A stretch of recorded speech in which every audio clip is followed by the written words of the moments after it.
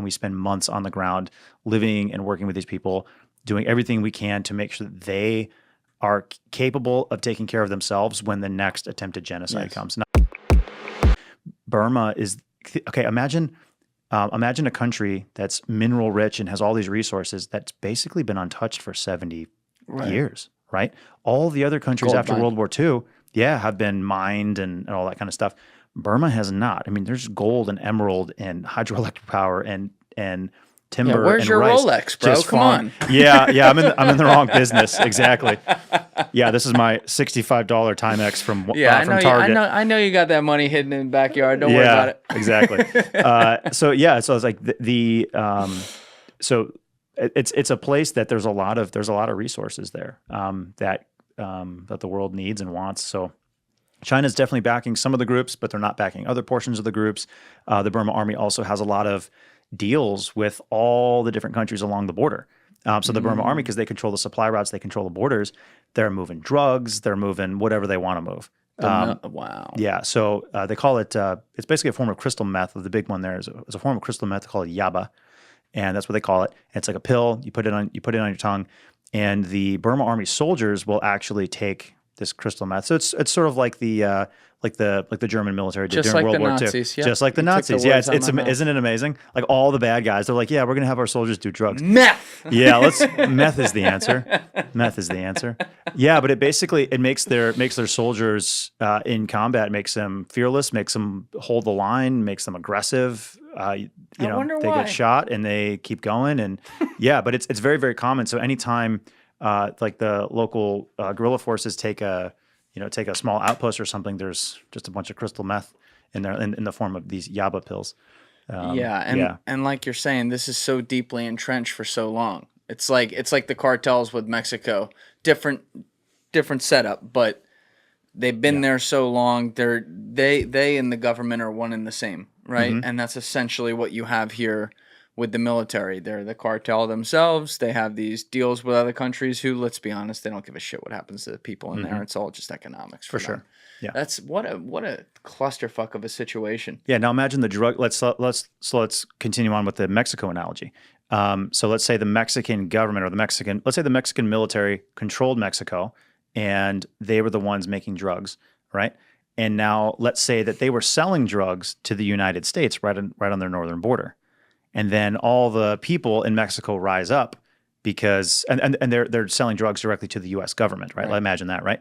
And now the people of Mexico rise up to try and get rid of the military, which has all this money and stuff and has fighter jets from America, right? And they're trying to rise up and overthrow this military. Well, that's how intertwined this stuff is. Like now the U.S. military is like, we've given you fighter jets and we have major, billion-dollar drug deals that we're doing with you on an annual basis. It makes things complicated. It makes things really, really murky. And so as the locals are starting to win, things are getting really, really complicated. The Chinese are backing like little groups here, little groups there. I really don't know what China's like actual backroom policy is on Burma, but yeah, it's the place is the Wild West at this point. Now, what are you guys doing there?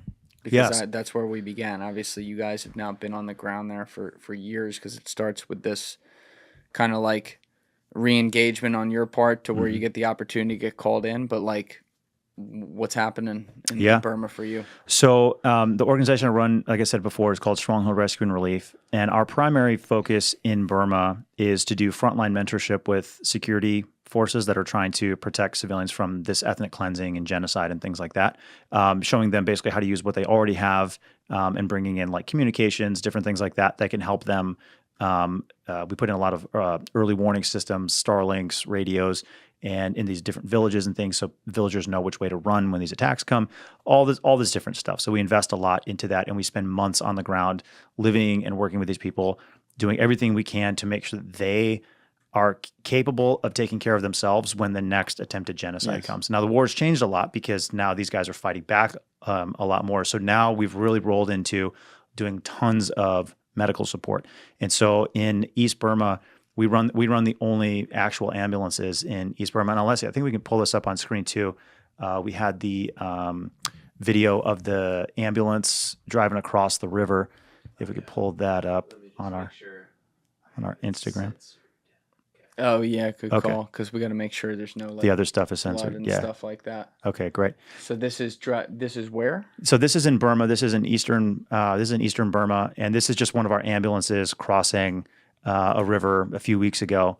And so we have these souped up Hiluxes with medical supplies in the back, and these are the only ambulances that are evacuating people. So we're talking women stepping on landmines, soldiers getting shot, pregnant women having complications.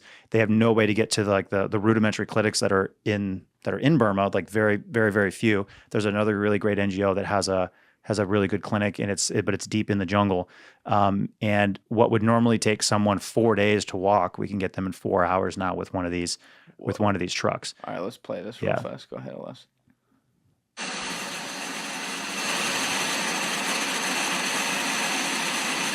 Yeah. Whoa. So for people who are listening, you see this. It's a monster.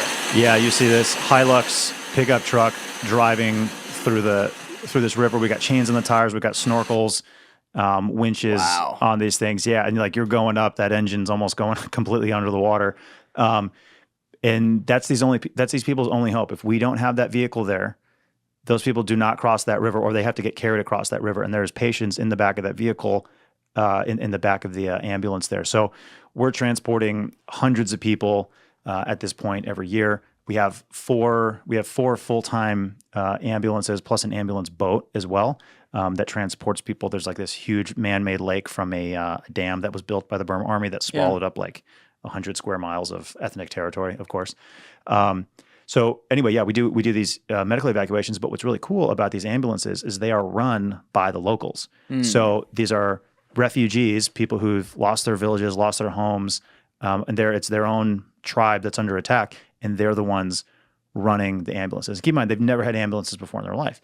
And so our policy when it comes to helping in these places, I call it charity with dignity. And we're going to help you. We're not going to give you a handout. We're going to give you a hand up. I keep my teams extremely small. So it's no more than 4 Westerners on a mission at a time. Because if you start adding in tons and tons of people, you're now just doing everything for the locals, and they're not learning the skills. And it's it's not sustainable over the long term. If I wanted to, I could put out an email and we could get 50 people who'd be willing to go to Burma to drive. Yeah, no. But that's not what I need. It's these people now have a job. They have a skill set. The local government and village leaders, now they're learning how all this stuff works. Yeah. And now this is hopefully forever. They'll have ambulances, and we put in the very, very first ones in Eastern Burma. Yeah, it's a hard dance. Guys like you gotta manage there where you're doing something amazing, especially if you get a public platform, you start talking about it, righteously so. There's so many people out there who are oh my God, I want to help. And I love that. I love hearing that. Me as well. Yeah. But what one example, a really good friend of mine, Paul Rosalie, who's been on this podcast now 3 times, when he was first blowing up with the first episode we did, so many people were saying, he's in the middle of the Amazon jungle, basically trying to protect it from the loggers and gold miners and all that. It's incredible work he does. I was just down there with him in May for 11, 12 days, and it was really eye-opening. But, so many people hit him up and want to help. But, he has to say no to pretty much all of them, because it's similar to what you were talking about earlier.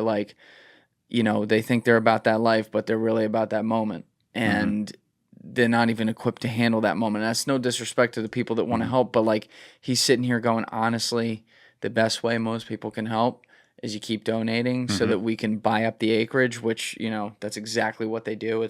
He owns 80,000 acres now down there. It's and has all of his park rangers patrolling it, who are native Peruvians who were born in the jungle and know absolutely every fucking thing you could know about that, right? Exactly. And he's I don't need cowboys down here. Yep. All due respect. It sounds like you're in a very similar position with the type of people that you're vetting. And I also kind of want to know, it sounds like you have both military and civilians going in there, under your team? People who work for us? Yeah. So obviously nobody's active duty military. Right. But all of our frontline guys who actually go in to do the frontline mentorship and frontline. We're training frontline medics, and we're there with them, showing them how to save people's lives in those situations. All of those guys are ex-military. Yeah, Great. and they're all either from special operations or special units of one kind or another. And again, it's a very small team. I don't send in tons and tons of people. The guys we have on the team, they're just absolutely stellar and extremely committed. They're about that life, as you say. And so we don't bring in civilians to sort of like do the work very much. We'll have a couple of admin people come in from time to time to help us with the organizing of the ambulances and things like that. My wife, actually, she's from the Karen tribe. So that's another crazy story. Oh, you met her there? I met her in the jungle, but I'll tell that in a second. All right, let's tell that story when you get there. Yeah. So we'll have people come in to help with that a little bit. We brought in, like we were in Africa, we brought in a doctor to help us during that time in Africa. But for the most part, yeah, it's all ex-military guys. Because my vision for starting this was I was like, hey, there's all these guys who are in the military and they have all this training and they're very frustrated because they want to help. There's no opportunity for them to help. And so I've created, a small thing, or it's a big thing, but it's I only have a few openings for jobs because I keep it, again, I have to keep things very small. But yeah, that's sort of the main goal. Thank you for watching the video, guys. If you haven't already subscribed, please smash that subscribe button and check out this clip's full podcast episode by clicking here or in the description below.